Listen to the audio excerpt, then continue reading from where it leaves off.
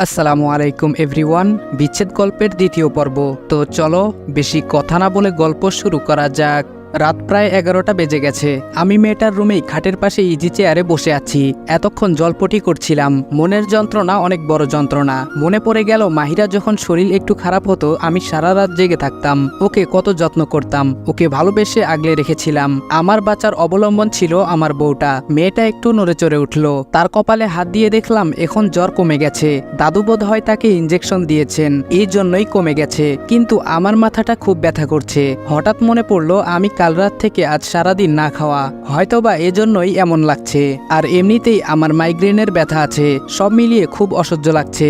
মাসের বাজার কেয়ারটেকার ছেলেটা এসে করে দিয়ে যাচ্ছে প্রতি মাসেই, কিন্তু কিছু করে খাওয়ার মতো এনার্জি পাচ্ছি না। তাই উঠে ফ্রিজ থেকে ব্রেড নিয়ে বাটার দিয়ে খেয়ে ওষুধ খেয়ে নিলাম। মেয়েটিকে এসে আরো 2বার ডাক দিলাম কিছু খাওয়ার জন্য, কিন্তু এতক্ষণে মনে হচ্ছে সে কিছুটা স্বস্তি নিয়ে ঘুমাচ্ছে, তাই আর ডাক দিলাম না। টেবিলে ব্রেড বাটার আর জ্যাম রেখে দিলাম। তার পাশে ইজি চেয়ারটায় বসে পড়লাম। কখন যে ঘুমের রাজ্যে পাড়ি দিলাম নিজেও বলতে পারিনি। ঘুম ভাঙলো সকাল 8টায়। ঝলমলে আকাশ, সোনালি রোদ যেন ঝিকঝিক করছে। আলাদা একটা সৌন্দর্য আজকের দিনে মিশে আছে। মাথাটা বেশ হালকা লাগছে, তবে শরীরটা ব্যথা করছে। হঠাৎ নিজেকে চেয়ারে আবিষ্কার করে একটু হকচকিয়ে যাই। পরক্ষণেই মনে পড়ে রাতের কথা। তখন ওই বিছানায় তাকিয়ে দেখি মেয়েটা নেই। খাবারের জায়গায় খাবার রাখা, জলপটিটা আমার মাথায় দেওয়া। তারপর মনে হলো স্বপ্ন দেখছিলাম কিনা, কিন্তু সব জিনিসপত্র দেখে মনে তো হচ্ছে না আমি স্বপ্ন দেখছিলাম। তাহলে মেয়েটি কোথায় গেল? ওয়াশরুমে ঢুকে দেখলাম এখানেও নেই। তারপরে ফ্রেশ হয়ে বের হলাম। তারপর ঘরের সাথের ব্যালকনিটায় গেলাম তোয়ালেটা নেড়ে দেওয়ার জন্য। পেছন থেকে ঝুনঝুন শব্দ পেয়ে তাকিয়ে দেখি মেয়েটি ঘরের দরজার সামনে দাঁড়িয়ে আমাকে ইশারা দিয়ে ডাক দিচ্ছে তার সামনে আসার জন্য। এই ঘরটার দরজার উল্টো দিকে বড় গ্লাস দেওয়া ব্যালকনি। আমি সেখানেই দাঁড়িয়ে। আজকের বাহিরে ঝলমলে রোদটা সম্পূর্ণ দরজার দিকে পড়েছে, আর মনে হচ্ছে ঘুমো ঘুমো চোখে একটা হলদে পরি দাঁড়িয়ে আছে। মেয়েটা অসম্ভব পরিমাণে সুন্দর, যাকে একবার দেখলে পরের বার মানুষ ফিরে তাকিয়ে দেখবে। লম্বা লম্বা চুল, দৈর্ঘ্য আখি পল্লব, বাচ্চাদের মতো ইনোসেন্ট চেহারা, দুধে আলতা গায়ের রং। যে কোনো পুরুষ মানুষের মনে তোলপাড় তৈরি করার জন্য এই মেয়ের চোখের চাহনি যথেষ্ট। তবে ইরাদের মনে এরকম কিছু হচ্ছে না, কারণ সে তো মন ভাঙা একজন মানুষ। সে এখন অনুভূতি শূন্য। আমি কিছু না বলে তার সামনে যেতেই সে হেঁটে হেঁটে ডাইনিং এ চলে এসেছে। চেয়ার টেনে আমাকে বসতে বলে নিজেও অন্য একটা চেয়ারে বসলো। টেবিলে তাকিয়ে দেখি হরেক রকমের নাস্তার আয়োজন করে রেখেছে মেয়েটা। পরোটা, ভাজি, অমলেট, চা, এগুলো দেখে আমি আবারও অবাক। সে কখন ঘুম থেকে উঠলো আর এগুলো করলো? আমি তো কিছুই জানি না। যদিও আমার ঘুম অনেক পাতলা, কিন্তু অনেক দিন পরে কাল ওষুধ খেয়ে ঘুমানোর কারণে মনে হয় জাগনা পাইনি। আমি এসব ভাবছিলাম তখন সে আমাকে ইশারা দিয়ে খেতে বলছে। এতক্ষণে আমি বুঝতে পারলাম এই মেয়েটা হয়তো কথা বলতে পারে না। মনে মনে খুব খারাপ লাগছে। একটা মানুষ কথা বলতে পারে না, না জানি কত কষ্ট হয়। যাক, এসব ভেবে কাজ নেই। তাকেও আমি খেতে বললাম। দেখি সে খাবার নিচ্ছে না, চোখ দুটো ছলছল করছে। আমি তার প্লেটে খাবার দিলাম। আমি বললাম আপনার এখন খেতে হবে, না হয় কালকের মতো জ্বর হবে। মেয়েটি কিছু বলছে না। আমার খাওয়ার ইচ্ছে নেই একদমই, তবে এখন না খেলে আবার মাথাটা ধরে বসবে। অফিসে যাওয়াটা মিস হয়ে যাবে তাহলে। এটা আমি কোনোভাবেই করতে পারি না। খাবার খুবই সুস্বাদু হয়েছে। সে খাচ্ছিল না, তারপরেও বারবার বলে খাওয়ালাম। আমরা উভয়ই খাওয়া শেষ করলাম। এরপর মেয়েটা উঠে যাচ্ছিল কিচেনের দিকে। আমি অবাক হচ্ছি তার কর্মকাণ্ড দেখে। তার ব্যবহার দেখে মনে হচ্ছে এই বাড়ি, এই পরিবেশ, আমি সবই তার চিরচেনা। তাকে আমি বাধা দিলাম, বসতে বললাম এবং তার ঔষধ এনে দিলাম খেতে। সে খেয়ে নিল।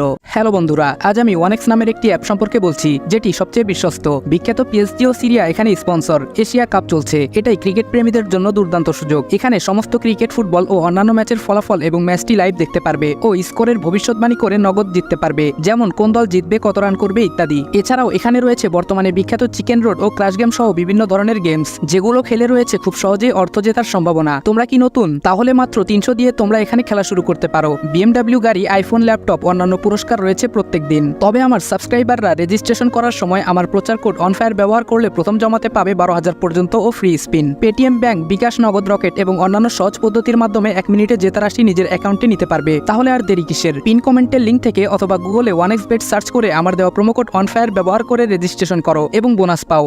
আমি একটা কাগজ আর কলম নিয়ে তার সামনে দিয়ে বললাম, আপনি কে, কোথা থেকে এসেছেন, পরিবারের কারো ফোন নাম্বার থাকলে এখানে লিখুন, আমি আপনাকে বাসায় পৌঁছে দেওয়ার ব্যবস্থা করছি।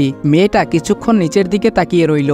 বুঝলাম সে কান্না করছে, তার নাক গাল একদম লাল হয়ে গেছে। মেয়েটা এবার আমাকে আরো অবাক করে কিছুক্ষণ পরে বলে উঠল, আমি কি কিছুদিন আপনার বাসায় থাকতে পারি, সব কাজ করে দিব বিনিময়ে। এবার আমি বড় ধরনের একটা শখ খেলাম। এক রাতের পরিচয়ে যদি হঠাৎ করে কোনো রূপবতী মেয়ে এমন প্রস্তাব দিয়ে বসে একটা যুবককে, এতে যে কেউ তখন অপ্রস্তুত হয়ে যাবে। আর সবচেয়ে বড় কথা, যে মেয়েকে এতক্ষণ ধরে বাক প্রতিবন্ধী ভাবছিলাম, সেই মেয়ের মুখেই এমন একটা কথা শুনে আমি খুব অবাক হয়ে গেলাম।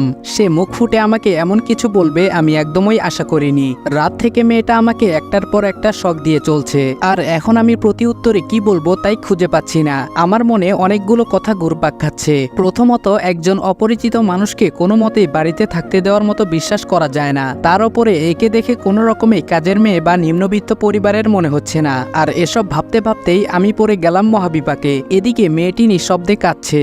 হতেও পারে সে আসলেই বিপদে, কিন্তু যদি এমন কিছু না হয়, যদি তার মতলব ভিন্ন থাকে। শহরে এখন ভিন্ন ভিন্ন পন্থা অবলম্বন করে চোরেরা ডাকাতেরা তাদের মতলব সিদ্ধ করে থাকে। আপাতত ডাইনিং স্পেসের পরিবেশটা বেশ থমথমে হয়ে আছে, একদম পেন ড্রপ সাইলেন্ট হয়ে আছে সব। মেয়েটি একবারও চোখ তুলে তাকাচ্ছে না। কিছুক্ষণ পরে সে বলে ওঠে, দেখুন, আমি চোর বা ডাকাত নই, আমি সত্যি আপনার বাসার সব কাজ করব। এর বিনিময়ে শুধু আমাকে থাকতে দিবেন, টাকা পয়সা লাগবে না। আমার কাছে কোনো মোবাইল ফোনও নেই, আমার বাহিরে বের হওয়ারও কোনো প্রয়োজন নেই। আপনি যখন বের হবেন তখন আমাকে তালাবদ্ধ করে রেখে গেলেই হবে। এক নিঃশ্বাসে সবগুলো কথা বলে শেষ করলো। এবার আমার জবাবের অপেক্ষায় সে অসহায় দৃষ্টিতে বাচ্চাদের মতো তাকিয়ে আছে আমার দিকে। তাকে একদম একটা ছোট্ট বাচ্চা মনে হচ্ছে। একটু আগেও তার ঘুমের রেশ কাটেনি, কিন্তু এখন দেখে মনে হচ্ছে তার চোখে কোনো ঘুম নেই। একটা জবাবের অধীর আগ্রহে অপেক্ষা করছে সে। মাথায় অনেক কিছু ঘুরপাক খাচ্ছিল, কিন্তু পরক্ষণেই মনে হলো যদি সে আসলেই বিপদে পড়ে থাকে আর আমি এই মুহূর্তে তাকে বের করে দেই, তাহলে তার অনেক বড় ধরনের বিপদের সম্মুখীন হতে পারে। আর আমার আগে পিছে তো কেউই নেই, আমাকে কি করেই বা ক্ষতিগ্রস্ত করবে। আগে মাহিরা ছিল, মনের মধ্যে একটা ভীতি ছিল, তাকে আগলে রাখতে হবে, তার জন্য হলেও আমাকে বাঁচতে হবে। কিন্তু এখন এমন আর কিছুই নেই। আর বেশি থেকে বেশি কি হবে, সবকিছু ডাকাতি করে আমাকে মেরে ফেলা। আসল কথা হচ্ছে, যদি আমি মারাও যাই কোনো অ্যাক্সিডেন্ট হয়ে, তাতেও কোনো দুঃখ থাকবে না। তার একমাত্র কারণ হলো আমার মনটা আরো 3 মাস আগেই মরে গেছে, এখন একটা জীবন্ত লাশ হয়ে বেঁচে আছি। এই দেহের মৃত্যু হয়ে গেলেও ভালো। আমি বললাম, আপনি থাকতে পারেন, কোনো সমস্যা নেই। কথাটা বলার সাথে সাথেই মেয়েটার মুখে একটা প্রশান্তির হাসি ফুটে উঠল এবং সে চেয়ার থেকে উঠে কিছু না বলে প্লেটগুলো নিয়ে সোজা রান্নাঘরে চলে গেল। আমি থম ধরে টেবিলেই বসে আছি। এর মাঝে এসে সে সুন্দর করে টেবিল গোছালো। আমি তাকে দেখে একটু অবাক হই, কেমন যেন এক ভিন্ন প্রজাতির মানুষ মেয়েটি। হঠাৎ ঘড়িতে টিংটং আওয়াজ হচ্ছে, তাকিয়ে দেখি 10টা বেজে গেছে। 10:30 বাজে আমার একটা মিটিং আছে। তাড়াতাড়ি করে উঠে চলে গেলাম উপরে। মেয়েটি রান্নাঘরে ছিল, আমি তাকে নিচে রেখেই এসেছি। তাড়াতাড়ি করতে গিয়ে তোয়ালে আনতে ভুলে গেছি। আমার এই বদভ্যাস আর ভালো হলো না, প্রায় প্রতিদিনই এমন হয়। অলরেডি আমি শাওয়ারের নিচে দাঁড়িয়ে আছি, এখন কি আর করার, একেবারে গোসল শেষ করে বাথরুম থেকে বের হতে হবে। শাওয়ার শেষ হওয়ার পরে বাথরুমের দরজা খোলার সময় দেখি হ্যান্ডেলের মধ্যে তোয়ালেটা ঝুলিয়ে রাখা। বুঝতে পারলাম মেয়েটি রেখে গেছে হয়তো, কারণ বুয়া তো 3 দিনের ছুটিতে গেছে। শরীর মুছে তোয়ালে পরে ঘরে আসলাম।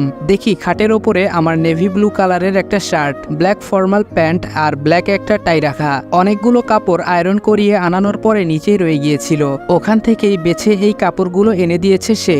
এবার আর অবাক হলাম না, তার কারণ হলো সে আমাকে অবাক করার কর্মকাণ্ড করছে প্রায় 18-20 ঘন্টা ধরেই। রেডি হয়ে নিচে নেমে এলাম। মেয়েটিকে আশেপাশে কোথাও দেখছি না, হয়তোবা রেস্ট করছে। এমনিতেই তার শরীর বেশ খারাপ ছিল। মেইন গেট দিয়ে বের হব ঠিক তখনই পেছন থেকে চামচ জাতীয় কিছু পড়ার শব্দ হলো। তাকিয়ে দেখি হলদে পরি হাতে একটা টিফিন বক্স নিয়ে দাঁড়িয়ে আছে। তার হাত থেকেই চামচটা পড়েছে। মুখে একটা প্রশস্ত হাসি ফুটিয়ে সে আমার দিকে এগিয়ে এসে টিফিন বক্সটা আমার হাতের সামনে ধরে বলল, বাহিরে যাওয়ার সময় ডাক দিতে হয় না, তাই অভিনব একটা পদ্ধতি দিয়ে ডাক দিলাম। আই হোপ আপনি মাইন্ড করেননি। আমি বললাম, না ঠিক আছে। মেয়েটি বলল, অফিসে যাচ্ছেন? আমি বললাম, হুম। মেয়েটি বলল, এটা নিয়ে যান। আমি বললাম, কিন্তু এটা। মেয়েটি বলল, দুপুরের জন্য খাবার। আমি বললাম, দরকার ছিল না। মেয়েটি বলল, নিন ধরুন, বেশি কিছুই করেনি, কাল থেকে আর এমন হবে না। আমি বললাম, আমি বাহিরে খাই ক্ষুধা পেলে, আর কখনোই লাঞ্চ বাসা থেকে নিয়ে যাই না। মনে মনে বললাম, মাহিরা থাকতে দুপুরে লাঞ্চ কখনো বাসা থেকে নেওয়া হতো না, অভ্যাস আছে আমার। মেয়েটি বলল, এখন থেকে নিবেন। আমি আর কথা বাড়ালাম না। মেয়েটি বলল, আর শুনুন, গেটটা তালাবদ্ধ করে যান। আমি তার দিকে একবার তাকালাম, তারপর গেট লক করে বের হয়ে গেলাম। মিটিং আলহামদুলিল্লাহ অনেক ভালো হয়েছে। দুপুর 1টার মতো বাজে, সবাই লাঞ্চ ব্রেকে গেছে। আমি আমার কেবিনে বসে কাজ করছিলাম। এরই মধ্যে লাঞ্চ বক্সটির দিকে নজর পড়ল। খুলে দেখি বক্সের মধ্যে এগ স্যান্ডউইচ আর 2 পিস চিকেন ফ্রাই, সাথে একটা চিঠি। সেই কাগজের মধ্যে লেখা, যেটা আমি সকালে মেয়েটির সামনে রেখেছিলাম। অনেক অনেক ধন্যবাদ মিস্টার, আমাকে আপনার বাসায় আশ্রয় দেবার জন্য।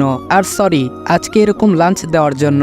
আসলে অল্প সময়ের মধ্যে করেছি তো, কাল থেকে ইনশাআল্লাহ সব ঠিকঠাক হবে। চিঠি দেখে মনে পড়লো তার নামই তো জানা হলো না এখনো। আর মিস্টার লিখার পর এতগুলো ডট ডট দেখে মনের অজান্তেই একটা হাসি ফুটে উঠলো আমার মুখে। অনেকদিন পরে দুপুরে খাবার খেলাম, আর মেয়েটার হাতের রান্না এক কথায় প্রশংসনীয়। 2:30 মিনিটের দিকে সুরাইয়া দাদুর কল আসলো। আমি বললাম আসসালামু আলাইকুম দাদু। দাদু বলল ওয়ালাইকুম আসসালাম ইরাদ, ভালো আছো দাদু ভাই? আমি বললাম জি আলহামদুলিল্লাহ দাদু, আপনি? দাদু বলল আলহামদুলিল্লাহ ভালো। দাদু ভাই শুনো, মেয়েটির জ্ঞান ফিরেছে, তাকে একটা ইঞ্জেকশন দিতে হবে, না হয় আবার জ্বর বাড়তে পারে রাতে। সে কি এখনো তোমার এখানেই আছে? আমি বললাম জি দাদু। এরপর দাদুকে সব কথা বললাম।